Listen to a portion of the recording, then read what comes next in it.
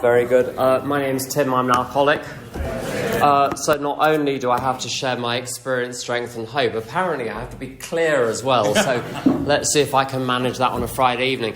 Now, just in case anyone vainly thinks I've come all the way from London just for this meeting, not quite. I've got a couple of other items to deal with while I'm here in Newcastle. Very glad to be here. And very glad to be in an AA meeting on a Friday evening. As a drinker, Friday night was a big night. Saturday night was a big night. I don't like my Friday and Saturday nights, now I'm sober, to be nothing. There needs to be an event, there needs to be something, there need to be people, there needs to be a celebration. I need a sufficient substitute for what drinking offered me, or appeared to offer me. And I find that in AA, I really do. And you'd think, I've been sober for a while, you'd think I'd get bored of AA, but I absolutely haven't.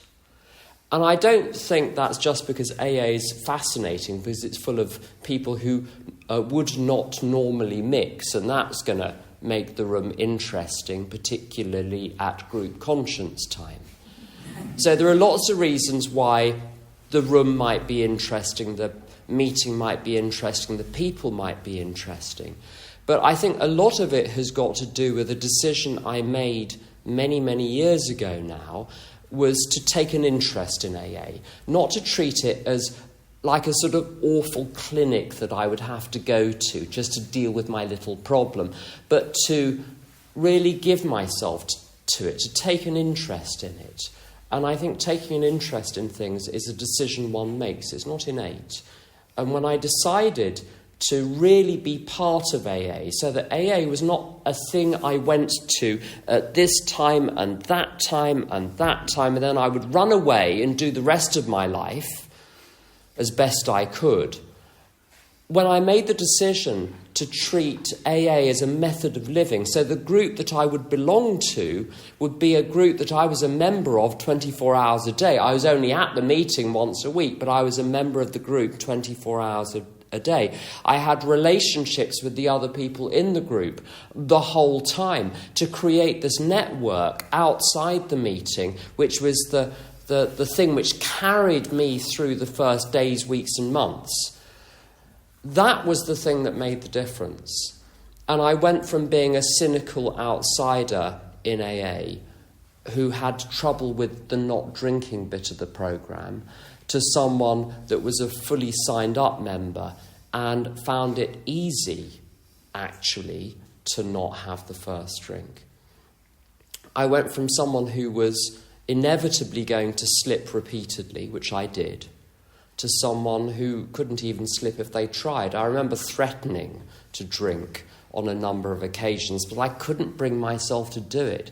Very strange thing. When that decision to surrender had taken place, it is as though God's grace was activated in such a way that I couldn't have opposed it if I'd wanted to. But it required my submission to that for that to become real.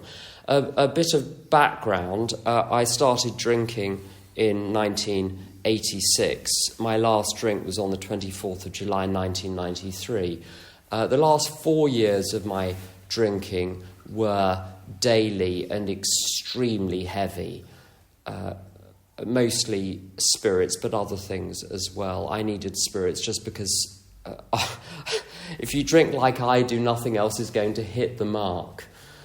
It doesn't really take very long if you're drinking vast quantities of spirits for whatever life you had at the start of your drinking to be gradually dissolved. There wasn't anything or anyone left by the time I got to AA. And thank God, I've worked over the years as a sponsor with a lot of people who slip. And there are exceptions, I'm sure, but in pretty much every case of people that slip and slip and slip, there are people supporting them at home all the way around, all the social services or someone, I don't want to get political, but there's a safety net. I recognise when I had my last drink, I'd been in AA for 6 months, periodically glugging away unexpectedly. I couldn't see my own slips coming. Everyone else could. I couldn't see my slips coming. I would find myself periodically glugging away, but I would be rescued by people. People would let me sleep on their sofa. I got to a point where I'd become such a nuisance. I'd worn out all of the people around me. And what became very clear was that if I didn't pull my socks up, the cavalry were not coming over the hill. And no one was going to rescue me. No one was going to have me live with them. If I slipped again, that would be the end of it. And I did not know what was going to happen. The other thing, I went to an awful lot of meetings in that period of slippage. And at the back of one of the meetings, a lunchtime meeting in London, there was a chap who was sometimes drunk and sometimes sober, usually drunk. But he would sort of heckle from the back. And I thought, that is going to be me. Because that ability to stand outside and throw stones into the circle is exactly my personality. And I thought, I do not want to become the person. He didn't want to be that person, but it had become set in stone, apparently. I don't know what happened to him in the end. I saw him for years, and he never did get sober. I realised it was harder and harder to come back from each slip, and I was extremely lucky to come back. It wasn't good sense, it was luck or grace or providence or circumstances or something, but it wasn't because I made a decision to come back. And I've seen so many people try to come back after a slip, and they're trying really hard, and everyone around them is trying really hard, and everyone's saying the right things, and yet it doesn't take. And I started to become frightened that would be me. I remember in a meeting once, we all went for coffee afterwards, and I rushed for some reason to get to the coffee place first and found my place in a booth. And a couple of people came in, and one said to the other one, no, let's not sit over there, he's a slipper. And I had become the group slipper, and I did not want this identity.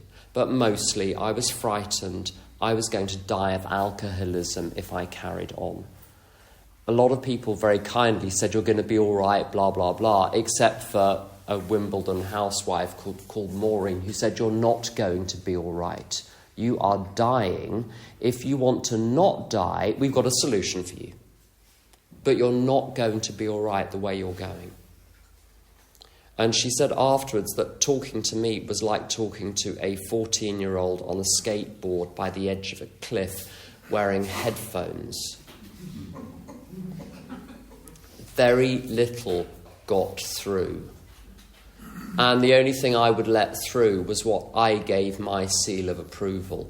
But once I was out of any fight, then I simply started doing what I was told in AA, which is a very unmodern, unfashionable thing to do in an age where we're supposed to be self-determining, we all got our rights and all of that. I'm sure that's very good in society. I have no opinion on that. But me being self-determining in AA is not a good idea. And I'll tell you why. And it's at the root of my alcoholism. My alcoholism has got two components. Component number one is that I'm built to drink buckets. I'm not interested in drinking moderately. I'm not able to drink moderately. Now, of course, I loved drinking. However, when I didn't love it, I still did it. When I didn't love it, when I didn't love the effect, people, it says in the book, men and women drink essentially because they like the effect. It doesn't say alcoholics drink. Regular people drink because they like the effect. Now, sometimes I like the effect, and that seemed to explain it. But I tell you, there were times when alcohol did a real number on me. Sometimes people talk very eloquently about how wonderful alcohol made them feel, and all the colour rushed into the room and they felt alive and connected for the first time in their lives. Alcohol often disconnected me. I'd be having a great day with some friends and be genuinely happy, perhaps, rarely so, but I was genuinely happy on occasion with friends, and we'd say, let's have a few drinks, and we'd get in a few drinks. And these would be regular folks that just drink normal quantities. And they'd get some drink in, and I'd drink, and I'd drink, and the more I drank, the further away from them I got, the less able I was to be present for them and part of the room. And then a little bit of mischief would get activated in my mind and said, there's something more interesting happening out there. I couldn't sit still. I was restless, irritable, and discontented after I had the first drink. It lit something inside me, and off I was roving, and I'd cause trouble and get into fights. And I'm not built to get into fights. But my favourite thing was to needle a gang of people until the point that they were about to really lay into me, and then I'd pelt it. And I have to say, I was pretty good at the timing. But this was much more fun than sitting with my friends. I did not drink to connect. I drank, in a sense, or what drink did to me is that it let the monster out. And I didn't know who is the real person. Is the monster that let out the real person, or is it the person I am when I'm sober? It's not a straightforward matter of You see, regular people, or like with my dinner tonight, I'm going to work out what I want to eat, then I'm going to eat it. And it all makes sense and it's all rational. My drinking, the point of my alcoholism is not that I had a bad feeling, and I thought rationally, well, alcohol will treat this bad feeling. And then that's rational drinking. My drinking doesn't make sense. That's the whole point of it. And there's a wonderful line in the book where it says, drinkers, alcoholics, have reasons for their drinking with which they are satisfied some of their time, but in their heart of hearts they really do not know why they do it. So anytime I'm explaining why I drank, because, well, I felt like this, or this happened, or my childhood that, or my circumstance, no, that is not why, because you can find 100 people out there who have the same story who are not alcoholics, who maybe have a drink or a couple of drinks, or maybe even get drunk but don't get so drunk they can't get up for work the next morning.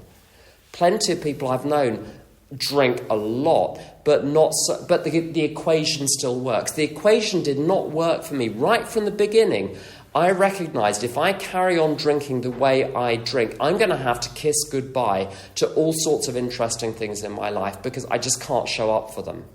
Because I'm drunk in the evenings, I'm hungover in the mornings, and in the afternoons I'm desperately trying to catch up, trying to keep everything together in order to earn myself enough vouchers, as it were, to go and have a drink the next evening.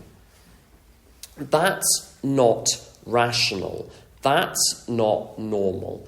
All of the reasons I gave myself for drinking were excuses because I couldn't face the horrific truth, which is that something bigger than me was in control of my life, and it was my alcoholism. So I can't go near alcohol. If I have any in my system, I'm off to the races. Now that leaves me with a couple of options. Option number one, do what my alcoholic brother did and just die of alcoholism as he did in his 20s.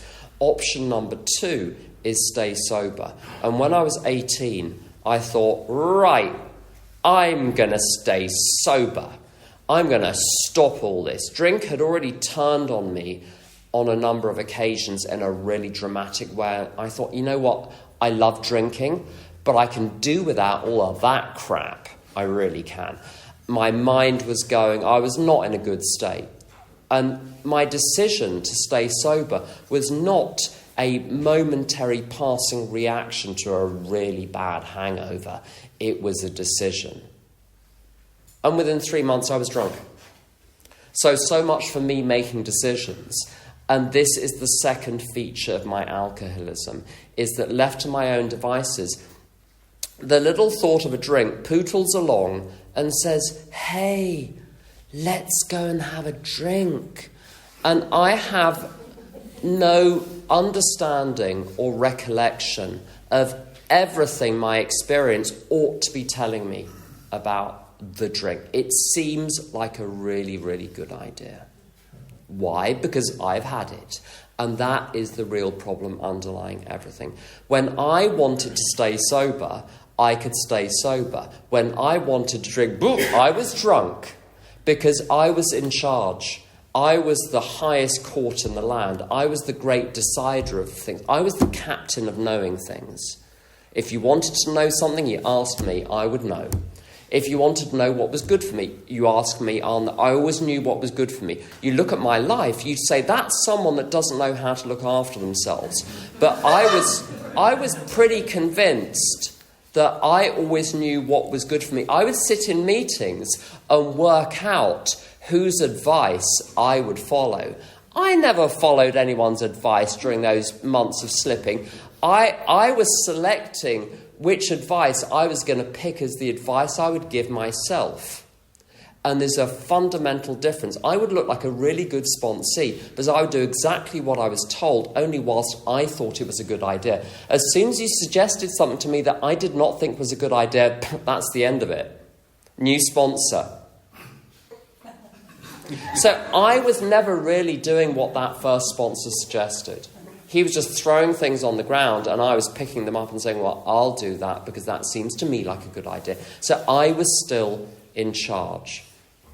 And for me to stay sober, I've got to be not in charge because what I want will kill me. So I have to live by a system other than, I want this, I'll go and get it. Because that's what my alcoholism was about. A thought comes along, let's go and have a drink, and so we would have a drink. And there are half a dozen other things that I need to be really careful about as well. There are some substances and there are some behaviours where I've had to learn over the years. That's not okay on the behaviours. I've been sober, but there's certain behaviours over the years I've had to say, just because other people my age are doing this does not mean it's right and does not mean it's good for me.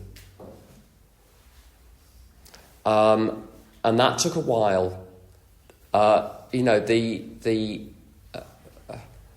of the little booths on the pier have shut down.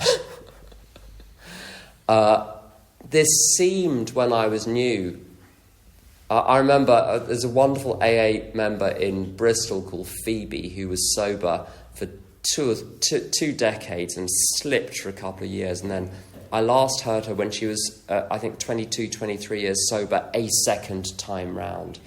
And she said when she finally did get sober and she realised what her life was going to be like, she said, I could almost hear the gates of the nunnery clanging shut behind me. And I know what she means. That's what sobriety looked like. But what I was doing by getting sober and putting down a number of other behaviours was I was releasing myself from a sequence of prisons that I was in order to actually live. And the prison is not just the addiction and the alcoholism. And I have to say, for me, on any given day, if the best I can say is I'm sober, that's good enough. Over any considerable period of my recovery, I might want to look at improving a few other things as well. But it's okay. Sobriety really is enough in some ways. If all I demand of AA is sobriety, it will always deliver that. Sometimes it seems to deliver little more, but it will always deliver that. And so I've never been shortchanged on that front. But the other prison is living inside my head with three emotions, just three: resentment, fear, and guilt. And that's, if you want dull, alcoholic drinking is dull, but living with three emotions is really, really dull. And the trouble is with those three emotions, and they have various other flavours, but essentially they're the same thing. It's like a klaxon going off. There's not even a lot of difference, I find, between resentment and fear, because resentment is focused on the past and the present. Fear is focused on the future. But it's not, I didn't get my own way. That's when I'm frightened of something. I'm not going to get my own way. When I'm resentful of something, I didn't get my own way. The emotion associated with that there's nothing subtle or interesting about it. And one thing I noticed about resentment, you see, you shot yourself in the foot by bringing that up as a topic. Because we're going to talk about that now. Okay. And the thing about resentment, I've noticed, is that the feeling is the same even though the situation is different. And it's just the same thing over and over and over and over again. And by contrast, if you listen to a piece of Beethoven, if Beethoven is your thing, and you really listen to it, you'll have 1,000 emotions in the space of 10 minutes. And those are real emotions. So when they say get in touch with your emotions in AA, well, I don't know. I'm much more interested in the emotion I feel when I'm in touch with reality, when I'm in touch with the rest of the universe. Much more interesting than my minor plights and gripes and grievances and resentments and little petty neuroses and anxieties.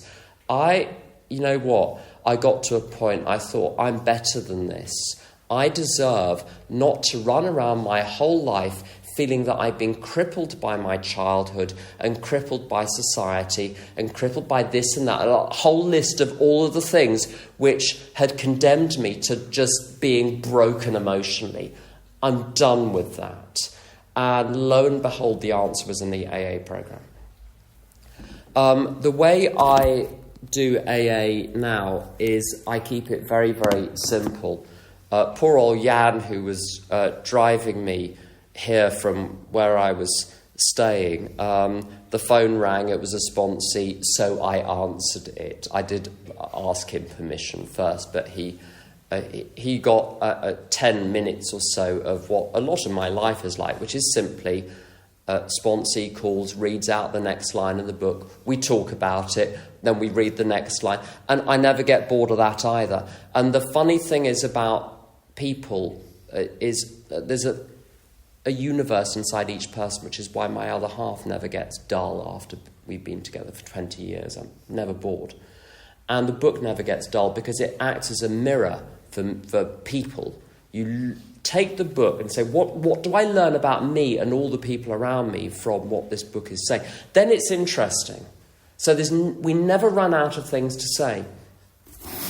And so that's what I do with the book. We read it and we say things, and then when it says do something, I say, aha, okay, go and do that thing. When you've done it, come back. And then we talk about the thing that you've done. Write the this, write the that, say the this to them, then come back. Pay the money back. What, all of it? Yes, all of it. You mean I need to give them my money? It's not your money, it's their money. That's why it's on the list. It's really basic.